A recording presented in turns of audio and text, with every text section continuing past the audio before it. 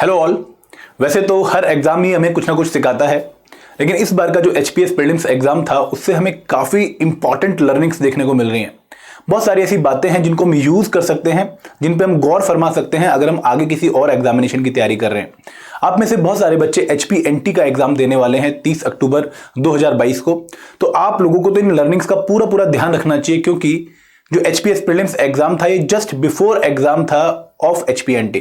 तो आप लोगों को इस पर्टिकुलर पेपर से जो भी मैसेज मिलते हैं, जो भी लर्निंग्स मिलती हैं, उनको अपने माइंड में रखना है जब आप एचपीएनटी का एग्जाम अटेम्प्ट कर रहे हो।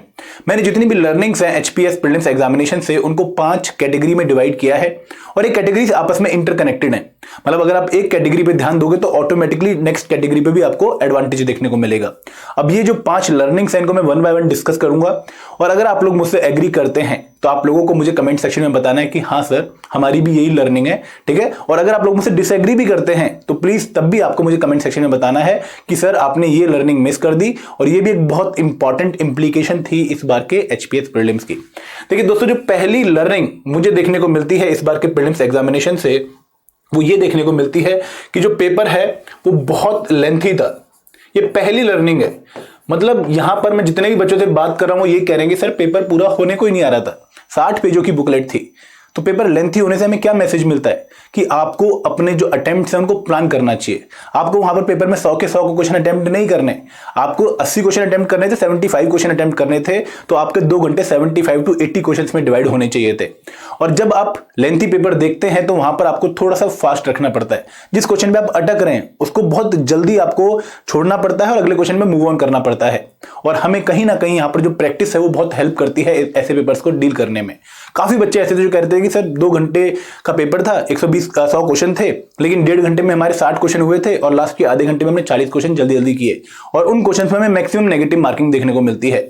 तो अभी आप लोगों के पास एक मैसेज है कि भाई एनटी में तो हमारे पास 120 क्वेश्चन होने वाले हैं 120 मिनट में, तो क्यों ना हम पहले ही उसके लिए मेंटल रेडी हो जाएं, और जो भी हमारी तैयारी है हम उसको इस तरीके से करें कि थोड़ा पेस मोड में, थोड़ा फास्ट मोड में हम अपना पेपर सॉल्व करने की हैबिट डाल लें, ठीक है। तो पहली जो लर्निंग मुझे इस बार के पेपर से मिली कि वो पेपर लेंथी था, और कहीं ना कहीं नॉलेज के साथ साथ आपकी जो टाइम मैनेजमेंट है उसका टेस्ट भी कमीशन ले रहा था, ठीक है ना।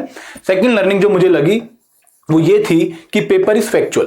देखिए मैं हमेशा कहता हूं कि जो एचपीपीएससी के एग्जाम्स हैं यहां पर फैक्चुअल ओरिएंटेशन काफी ज्यादा है, और इस बार के जो एचपीएस प्रीलिम्स का एग्जाम था उसने भी हमें यही शो किया कि एग्जामिनर आपसे फैक्ट्स पे गलती करवा रहा था। अगर आप इकोनॉमिक सर्वे के क्वेश्चन देखें तो प्रॉपर डाटा बेस्ड क्वेश्चन थे, ठीक है। ऐसा डाटा जो कई बार हमें याद भी नहीं रहता है अगर हमने एक दिन पहले भी पढ़ा है। अगर हम हिस्ट्री के क्वेश्चन देखें proper fact based, one liner question, तारीख रशीदी बुक या फिर भाषा ने कौन सी बुक लिखी थी नहीं लिखी थी इनमें से, तो बहुत टफ क्वेश्चन है और बहुत ही फैक्चुअल क्वेश्चन है। अगर आप लोगों ने नहीं पढ़े हैं तो आप लोग अटेम्प्ट नहीं कर पाएंगे, कोई लॉजिक नहीं लगा पाएंगे। तो यहां पर एनटी का पेपर भी आपको फैक्चुअल ओरिएंटेशन का ही देखने को मिलेगा। तो जितने भी फैक्ट्स हैं, जितने भी डाटा हैं, जितने भी फिगर हैं, जितने भी नेम हैं, ईयर हैं या फिर पर्सनैलिटीज हैं, उनको अच्छे से एक बार रिवाइज कर लो और उन पे गौर फरमा लो, क्योंकि ये आपका इस बार फिर टेस्ट करेंगे एचपी कमीशन वाले, ठीक है। तो ये इंपॉर्टेंट पॉइंट ये है कि पेपर में हम कंसेप्ट तो याद रखते हैं लेकिन फैक्ट्स पे हम हमेशा कंफ्यूज हो जाते हैं। अगर मैं आपसे पूछूं कि जल जीवन मिशन में हिमाचल की परफॉर्मेंस कैसी है तो आप कहेंगे सर बहुत अच्छी है, इंडिया में काफी अच्छे लेवल पर हिमाचल प्रदेश आता है।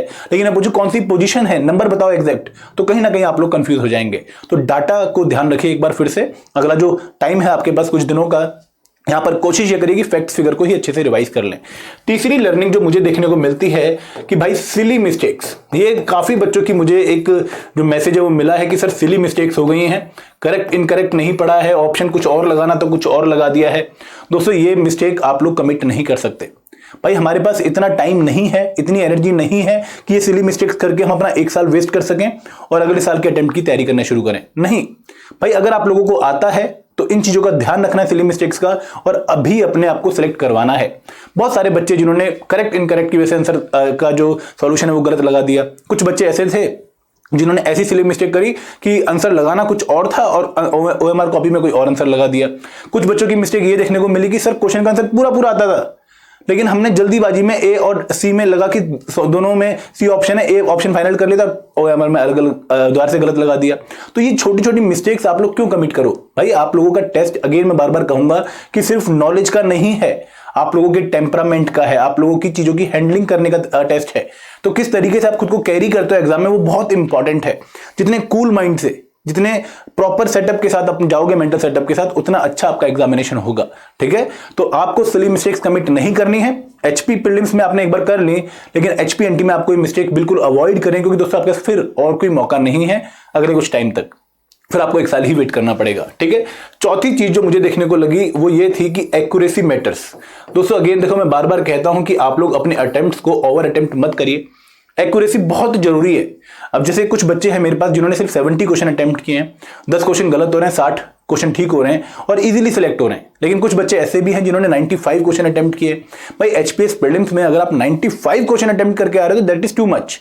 अगर आप 80-85 भी करो तो भी मुझे लगेगा कि जेन्युइन है, लेकिन 95 क्वेश्चन का तो पेपर ही नहीं था यार, वो बहुत ज्यादा अटेम्प्ट हो गए, ओवर अटेम्प्ट हो गए। आप लोगों ने खुद को पुश किया है और बहुत सारे ब्लाइंड गेस मारे हैं। तो ये चीजें अवॉइड करनी है। अगर आपको क्वेश्चन नहीं आता है दोस्तों क्रॉस मार दो, क्योंकि आपका टाइम भी सेव होगा और आपके नेगेटिव मार्किंग भी नहीं आएगी। बहुत सारे बच्चे ऐसे थे जिनको शिशुपाल वध नहीं आता था, भाषा की कौन सी बुक ये नहीं है, लेकिन उन्होंने फिर भी आंसर उसका लगाया। जब नहीं आता तो भाई क्यों ब्लाइंड गेस मारना। ठीक है, ये बात बहुत जरूरी है, आप लोग ध्यान नहीं रखते हो। मैं बार बार कहता हूं कि थोड़ा सा अपने माइंड को बस इतना ट्रेन कर लो कि ब्लाइंड गेस नहीं मारना है, लॉजिक वाला क्वेश्चन लगाना है। अगर आपको लग रहा है कि भाई इस क्वेश्चन का आंसर ये हो सकता है, मेरा लॉजिक ये कह रहा है, तो आंसर लगा दो, क्योंकि वहां पर आप फिर ब्लाइंड गेस नहीं मार रहे हो। लेकिन अगर कुछ पता ही नहीं है बिल्कुल भी और फिर भी आंसर लगा रहे हो तो वो ब्लंडर है, फिर आप लोगों का साल कॉस्ट हो गई होगा। पांचवी चीज जो मुझे अगेन देखने को मिली, जो मैं बार बार कहता हूं कि यहां पर जिस बच्चे ने जितने ज्यादा मॉक टेस्ट दिए होंगे, जितनी ज्यादा प्रैक्टिस करी होगी, उसको उतना एडवांटेज मिलने वाला था। तो पांचवी लर्निंग ये है कि सिर्फ पढ़ना आप लोगों के लिए एग्जाम क्लियर करने के लिए इनफ नहीं है। अगर कोई बच्चा कह रहा है कि सिर्फ मुझे पढ़ते रहना, सिलेबस कवरेज करनी है, हर टॉपिक पढ़ लेना है एग्जाम से पहले, अगर मैं अच्छा पढ़ लूंगा तो एग्जाम में अच्छा डिलीवर भी कर लूंगा, दोस्तों ये एक बहुत बड़ा भ्रम है जो आप लोगों को तोड़ना पड़ेगा। ये बहुत इंपॉर्टेंट लर्निंग है कि जितने मॉक टेस्ट आप लोगों ने दिए होंगे, जितने डिफरेंट इंस्टीट्यूट के मॉक टेस्ट आप लोगों ने दिए होंगे, जितना अच्छा आपने खुद के मॉक टेस्ट को एनालाइज किया होगा, अपनी मिस्टेक्स पे काम किया होगा, उतना ज्यादा एडवांटेज आप लोगों को पेपर में मिलने वाला है। कुछ बच्चे ऐसे भी थे जिन्होंने बोला था कि सर हम ऑलरेडी रेडी थे इस बार के पेपर के लिए, हमें पता था कि पेपर लेंथी आएगा, क्योंकि 2020 में पेपर लेंथी आया था, हमें पता था कि पेपर अनएक्सपेक्टेड आएगा, वो रेडी थे उस चीज के लिए। क्यों? क्योंकि एक तो पिछले बार का पेपर अच्छे से एनालाइज करके बैठे थे और अपनी मॉक टेस्ट की मिस्टेक्स को आइडेंटिफाई करके बैठे थे।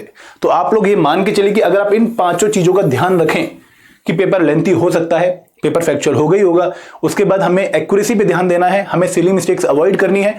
दोस्तों कितने, अगर मान लो किसी बच्चे के 98 नंबर बन रहे हैं और वो 2 सिली मिस्टेक्स करके आ गया, 2 सिली मिस्टेक्स, तो उसके 5.5 नंबर जो है वो कम हो गए एक तरह से, और कट ऑफ 102 103 मैक्सिमम हम कह रहे हैं, मतलब इतनी ही कट ऑफ ही जाएगी, इससे ज्यादा कट ऑफ नहीं जाएगी। तो अगर आप इतने 2 सिली मिस्टेक्स अगर अपना साल वेस्ट करवा रहे हैं तो बहुत ज्यादा बड़ी बात है, छोटी बात नहीं है। तो अगेन चीजों को सीरियस लो। एचपीएनटी बहुत अच्छा एग्जाम आप लोगों के पास है और उसको अच्छे से अटेम्प्ट करना है और अपना बेस्ट देना है, बेस्ट। ठीक है, और यहां पर एक और बात खास क्या है कि प्रेशर नहीं लेना है, नॉलेज आप लोगों के पास है। आप लोगों ने एक बार धक्का खा लिया एचपीएस प्रीलिम्स में, तो आप लोगों के पास एक सबक भी, एक बार ठोकर लग चुकी है, तो अब दूसरी बार तो आप लोगों को देख के चलना है, क्योंकि दूध का जला छाछ भी फूक फूक कर पीता है। तो बहुत ध्यान रखिएगा इस बार, ठीक है। और मेरी तरफ से आप लोगों को, मेरी टीम की तरफ से आप लोगों को बहुत बहुत शुभकामनाएं और बहुत बहुत बेस्ट विशेष कि आप लोग अपना बेस्ट परफॉर्म करो। आप में से बहुत सारे बच्चों को मैं जानता हूं जो बहुत होशियार हैं, बहुत मेहनत करिए साल भर। थोड़ा सा अपना टेम्परामेंट कूल रखो, अपना जो आउटलुक है उसको पॉजिटिव रखो और थोड़ी सी अपने ऊपर ट्रस्ट करके इस बार का एग्जाम अटेम्प्ट करो। बहुत अच्छा होने वाला है आप लोगों के साथ। Thank you very much. जय हिंद, जय भारत, जय हिमाचल।